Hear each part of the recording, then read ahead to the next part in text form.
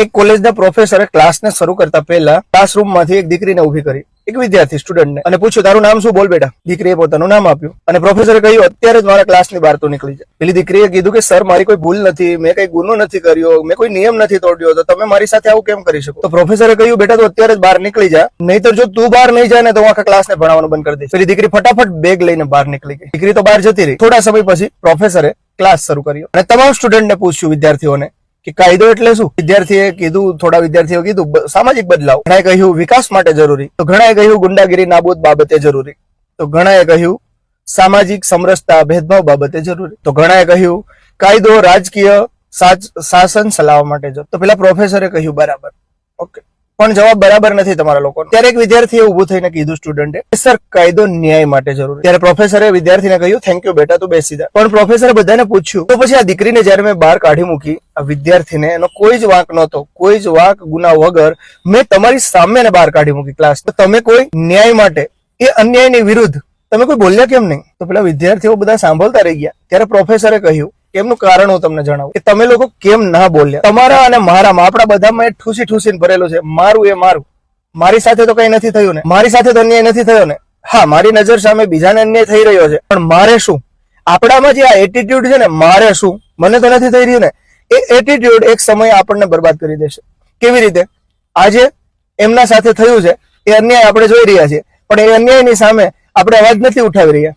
એ જ અન્યાય એક સમય આપણને થશે, અને જયારે આપણને થશે ને, ત્યારે સામે વાળો પણ જો આનો એટીટ્યુડ રાખશે ને, આપણી સાથે કોઈ જ નહીં આવે. તો અન્યાય માટે હંમેશા અવાજ ઉઠાવવો જોઈએ, અને એ અવાજ એક બનીને ઉઠાવવો જોઈએ. આજે આપણામાં એટીટ્યુડ ભરેલો છે ને, કે સામે વાળાના ઘરે થયું, સામે વાળાને તકલીફ છે, સામે વાળાને અન્યાય છે, પણ એક સમયે એ જ વસ્તુ, એ જ અન્યાય આપણા ઘરે આવીને ઉભો રહી જશે, અને ત્યારે કદાચ આપણને સમજાશે, પણ ત્યારે ખૂબ મોડું થઈ ગયું. જો વાત આપને ગમી હોય, વધુમાં વધુ લોકો સુધી શેર કરજો, પહોંચાડજો, જેથી ભવિષ્યમાં સાથે મળી સૌ અન્યાયની વિરુદ્ધ લડાઈ લડી શકે. જય હિન્દ, જય ભારત.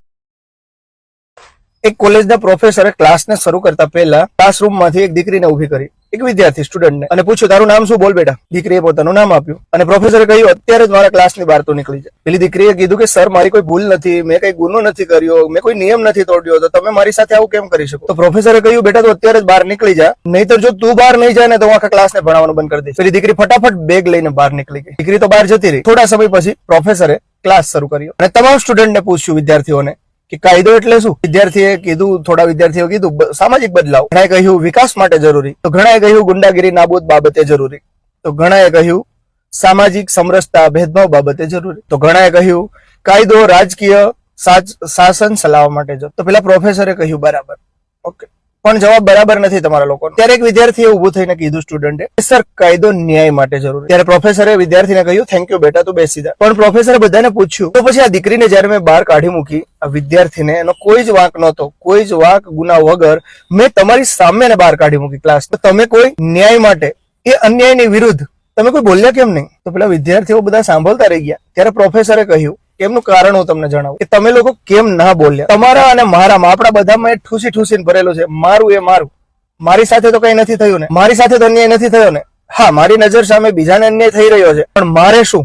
આપણામાં જે આ એટીટ્યુડ છે ને, મારે શું, મને તો નથી થઈ રહ્યું ને, એ એટીટ્યુડ એક સમય આપણને બરબાદ કરી દેશે. કેવી રીતે? આજે એમના સાથે થયું છે, એ અન્યાય આપણે જોઈ રહ્યા છીએ, પણ એ અન્યાયની સામે આપણે અવાજ નથી ઉઠાવી રહ્યા.